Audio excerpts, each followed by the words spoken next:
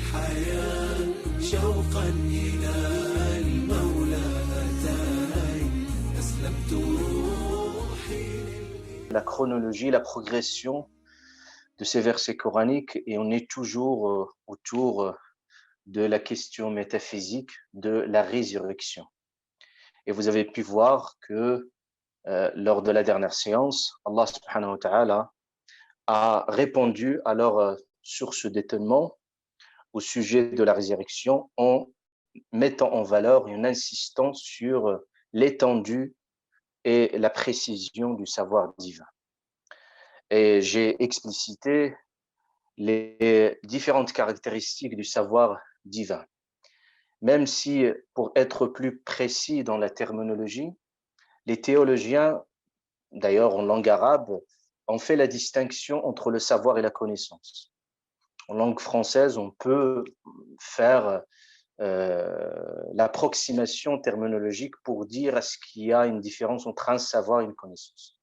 Et s'agissant de savoir divin, on préférerait plutôt utiliser, et ça, il faut être toujours très prudent, j'ai déjà nuancé ça à la dernière séance, et que les savants, toujours, s'agissant des noms divins et des attributs divins, ils sont très attentifs dans l'utilisation des vocabulaires. Parce que surtout, on utilise les termes qu'Allah Azza wa Jal a utilisés pour se définir. Tout simplement parce qu'en tant qu'humains, nous sommes incapables de saisir l'essence divine, saisir et cerner l'étendue des attributs divins. C'est pour cela on ne se permet pas d'utiliser, de nommer Allah Azza wa Jal de la façon dont on le souhaite. Parce qu'Allah Ta'ala se décrit, parce qu'il est le parfait, subhanahu wa ta'ala, l'absolu, il se décrit comme cela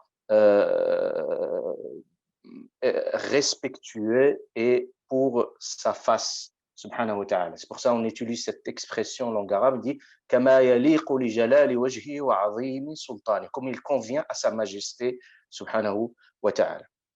Donc la connaissance et le savoir, très très brièvement pour ne pas se perdre, l'imam al-Ghazali rahimahullah ta'ala, en fait, qui est le grand philosophe et mystique, c'est-à-dire c'est une figure emblématique de l'histoire musulmane. Il a une histoire très très très spécifique, c'est qu'il bascule de la philosophie. Il était un pionnier, il a une connaissance très approfondie de toutes ses connaissances à l'époque. Il produit des ouvrages, il répond aux philosophes de l'époque.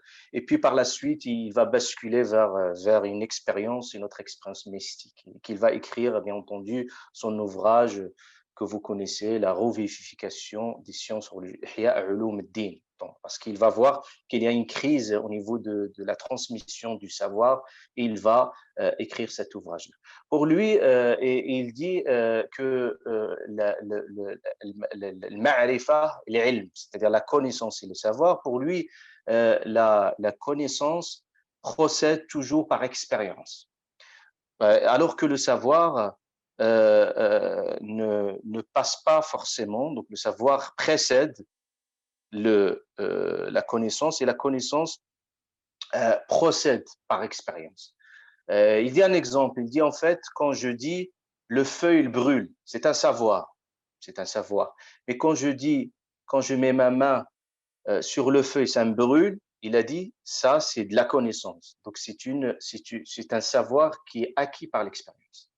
Donc c'est pour ça qu'il parlait de l'ma'rifa et de l'ilm. Et vous trouvez dans le Coran, Allah subhanahu wa ta'ala ne parle pas, il dit que Dieu connaît, mais on traduit approximativement, mais il sait. Donc c'est un savoir dans ce caractère absolu. Donc je ferme cette parenthèse pour revenir à ce savoir d'Allah Azza wa Jal qui embrasse toute chose. Je veux dire, Inna Allah bi kulli shay'in muhit.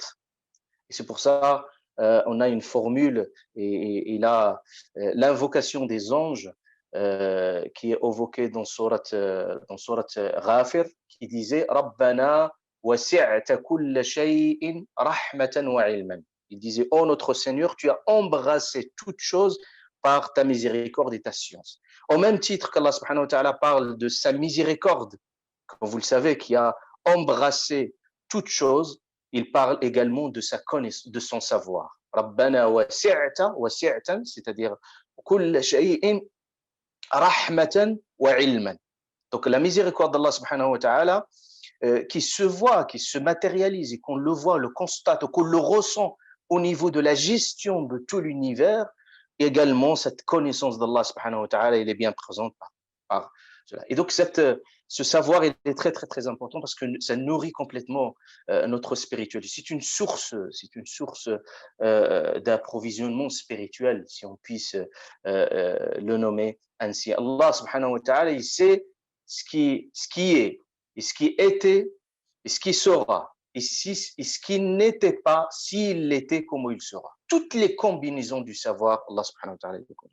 Donc c'est pour ça Allah subhanahu wa ta'ala met en avant ce savoir absolu, et il parle de ce savoir absolu qui est minutieusement écrit, inscrit. C'est pour ça qu'il dit que ce savoir inscrit dans ces tablettes protégées, donc c'est la foi, il y a une transcription minutieuse, tout est bien protégé, bien écrit, et également il est bien protégé.